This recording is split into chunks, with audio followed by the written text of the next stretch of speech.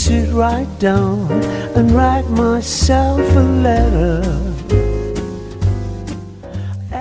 Joining us now here at What She Said is Jackie Porter. Welcome, Jackie. Welcome. Thank you for having me. Now, you are a financial literacy advocate, a planner, a writer, a speaker, and you're here today to talk about a book you co-wrote with Jill O'Donnell, a senior care expert. We know Jill. Yes. Oh, good. Now, the book is called Single by Choice or Chance, The Smart Women's Guide to Living Longer Better. And I love the title because I read somewhere that you have take issue with the word planning for retirement. You think maybe it should be planning for longevity.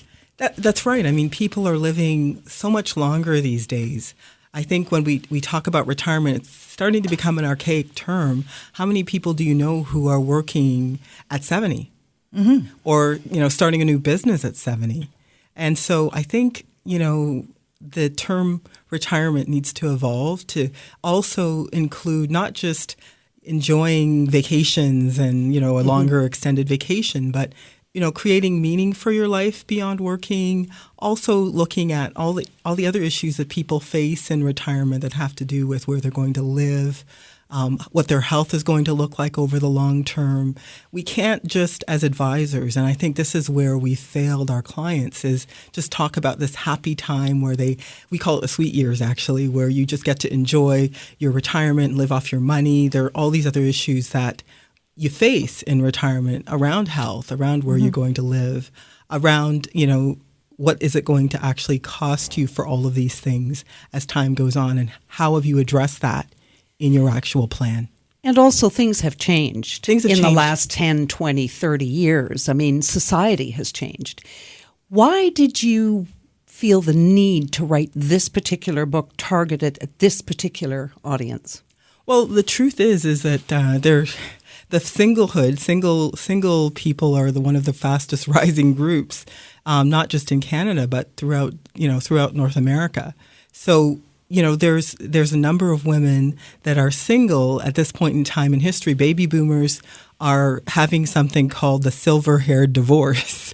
I don't know if you guys have heard that term before. No, I haven't. Yeah, it's called the silver-haired separation, where kids are out of university, ready to go. A lot of my daughter's friends, they came back from university, and mom and dad have bought new places. They're not living together anymore. That's right. And there's sadly not any real books out there. It's talking about singlehood and finding a relationship, but there's very few books that address the financials, the holistic part of being a single person, all the other aspects of singlehood, not just love, but money and how to approach singlehood, how to create meaning in your life. Hence your co-writer, co-author Jill O'Donnell. So you've taken this. Tell us what we'll find in the book. You'll find a real holistic look at a person who's single, a woman who's single, all the things they should be thinking about. And that was really one of the big goals of the book that Jill and I had. We wanted to, first of all, take the intimidation factor about talking about being a single woman.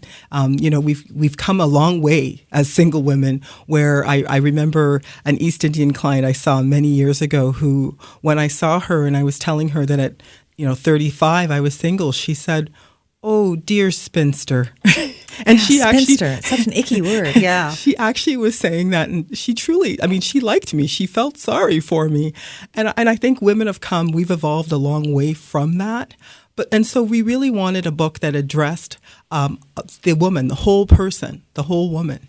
Why do you think women are flailing in that area of being able to get themselves organized? I think, first of all, we haven't really had these conversations. We don't have these conversations. Like I said, right now, when we started to research the book, we found there was only 2 books on the subject of singlehood that kind of addressed a holistic part of singlehood. One was single mothers, women who wanted to be single and wanted to find a child and have a child on their own. And then a very large, very scary textbook, even for me, that came out of the U.S. that actually talked about single women and all the issues we talk about in the book, but in a very dry textbook way that really made that subject matter intimidating and fearful. Well, many of these women, of course, when they got married way back when, thought that they would be rocking on the porch with their their new bridegroom. That's it. They had no idea that they might be on their own and have to fend for themselves on half the pension and half That's it. And you go to any nursing home any given day and look around and see how many men you see there.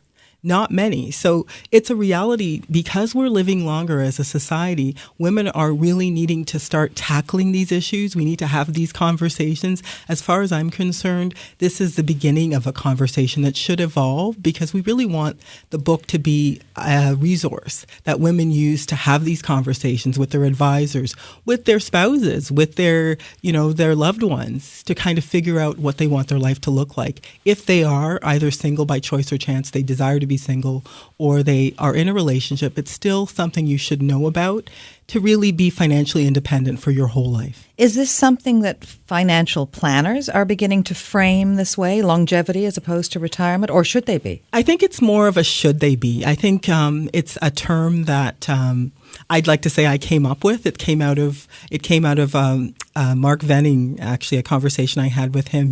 He writes a blog called The Change Rangers. I don't know if you guys are familiar with The Change Rangers, but it's a conversation that we've had that's evolved, and I think it's an ongoing conversation that advisors, we really need to start looking a little bit more in depth about retirement and not just address one aspect of retirement. It's really a conversation that needs to happen more and more. Obviously, in your line of work, you would see clients, and obviously, it sounds to me like the incidence, the number of clients that are in that position that are flailing around has increased. Absolutely. And again, it comes back to demographics. People are living longer. People who are going through that whole journey of, watching their kids, as you mentioned, go through school, end up in the empty nest syndrome, realizing that they may not have as much in common with their partner. And that's just one group. But the other group that I learned quite a bit about was widows. The average age of a widow, when I did my research, is 57. What? That's right. So you hear my husband saying, I'm 55 now. That's the average age. So when you factor in all the advertisement that's done around retirement for couples, not factoring in the silver-haired separation, not factoring in widows and women being widowed much earlier than we're projecting, how does that change the retirement conversation as a whole? All right. Now, you are very kindly giving away a copy of the book, Single by Choice or Chance, The Smart Woman's Guide to Living Longer Better. All the details you can find about that on our website. And Jackie, you're going to come back every few weeks, another few times. That's right. And help break down some of the key messages that you're giving. But if people aren't lucky enough to win a book, where do they find the book? You can currently find it, and we're really excited. I found out from a client a couple of days ago that the book is on back order on Amazon. So I don't know if I'm going to get a really neat little Christmas gift of a few $100 from Amazon. We shall see, but we were just excited that we were on back order because it really helped us identify some of the goals. It seemed to come in to say that this is a need and that women are learning about the book either by word of mouth because, we did this book through Insomniac Press, self-published. So we were just really excited that women are finding out about the book and ordering the book. But you can get it on Amazon. It's also in Indigo and Chapters as well. Or you can buy it directly from the publisher, Insomniac Press. Now, I had just one question for anyone who's considering buying the book. Do you think this is sort of a map for the next 20, 30 years, or are you planning on perhaps updating it as you go along? I actually think this is a book that we would be doing different editions to because the book at the moment, the way that it's set up, it's really meant to be a resource. When you actually get a copy of the book, you'll see there's a lot of white space. There's lots of quotes, neat, fun facts for women. We talk about different characters of the book. I don't know if any of you here are huge fans of Sex and the City. I am. So I wanted to come up with, kind of names, Charlotte, Samantha, a couple of them that are in the book, and their stories. And we wanted to do it so that women could identify themselves. We also wanted to make it a real mosaic. So we wanted to show different women from different cultures and some of the struggles that they have. All right. Jackie Porter, thank you so much. We look forward to having you back here on What She Said. Well, thank you for having me today. I really enjoyed it.